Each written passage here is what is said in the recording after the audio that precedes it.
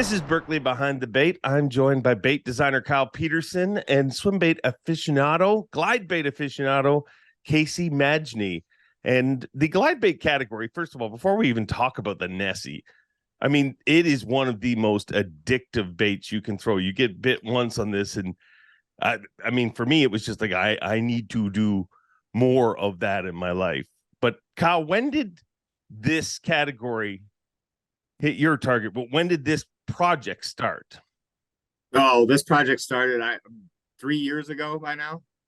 It took a long time to get right. I before bass fishing, I musky fished a lot. We used a lot of glide baits there, so I was pretty familiar with those. They were, all wooden ones and things like that. But yeah, we started working on this at Berkley Labs, I would say almost 3 years ago now.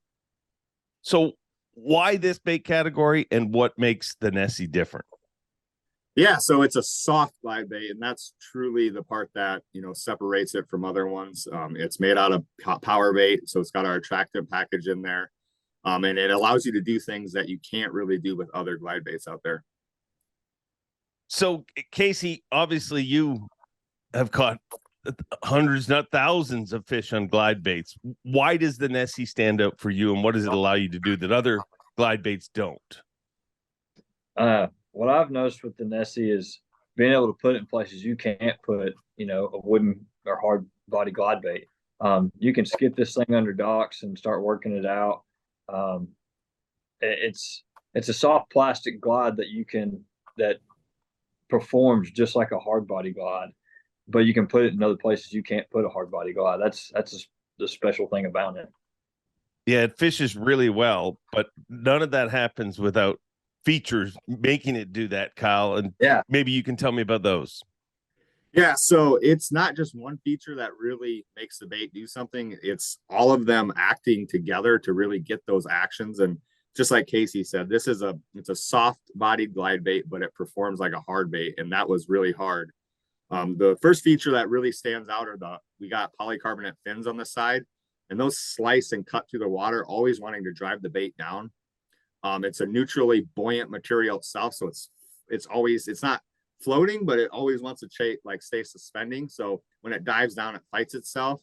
And then the third is the mesh joint in there. There's no plastisol in between the joint, so this thing activates at super slow speeds, delivers the range of motion that is crazy. You can burn it, twitch it, stop it, all those things working together really make this bait what it is.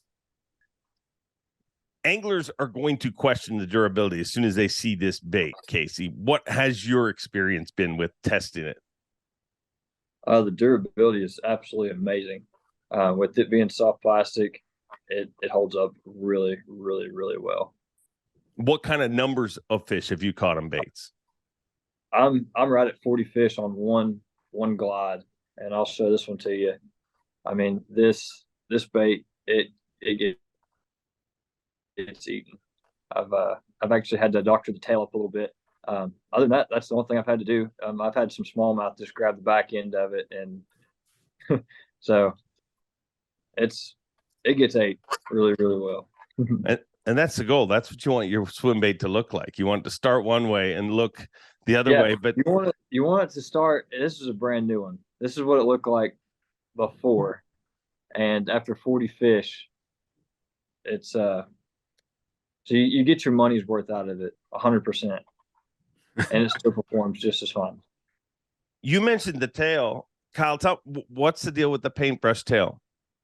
Yeah, that was quite the feat. Get hairbrush or paintbrush tail into a soft body glide bait. That was very, very challenging to do, but there's something about that. A lot of anglers, contribute to the bait and why it gets bit so much. It's very natural in the water, and it's a feature that we had to put into the bait.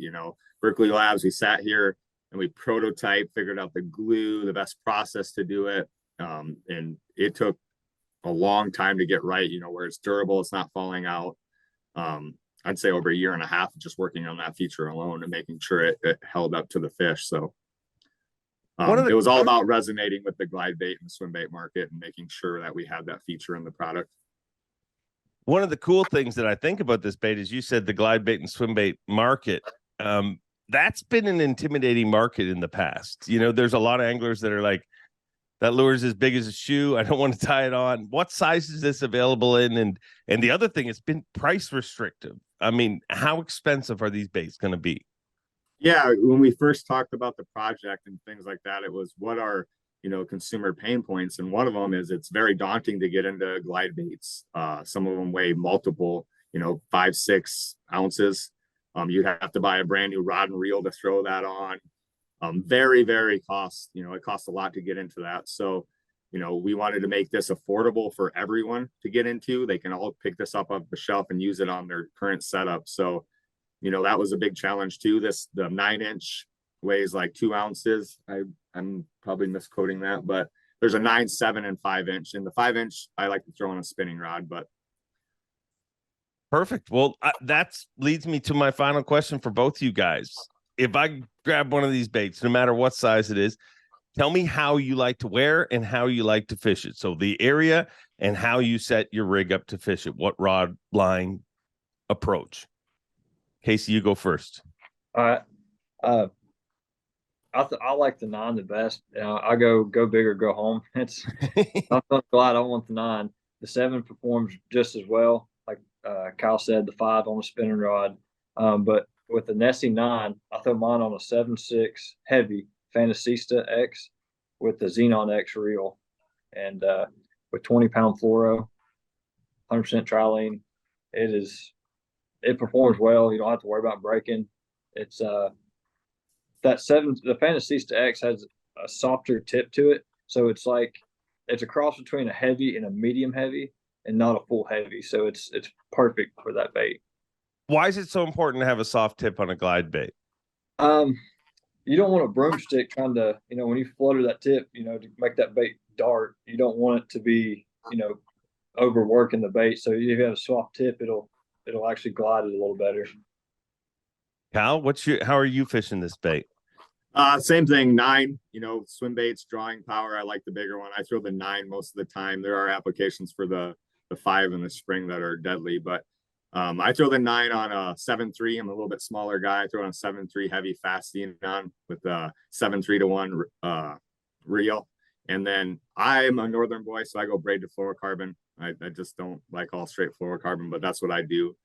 And that's more about, I'm pitching this around docks and everything. I need a smaller rod to get the bait up where I want it. So that's what I like to throw my setup with. Casey, why straight fluoro do you go? Maybe I'm just a little old school, I guess. I've always I don't really trust me tying the FG knot on I do on a spinning rod. That's a great answer.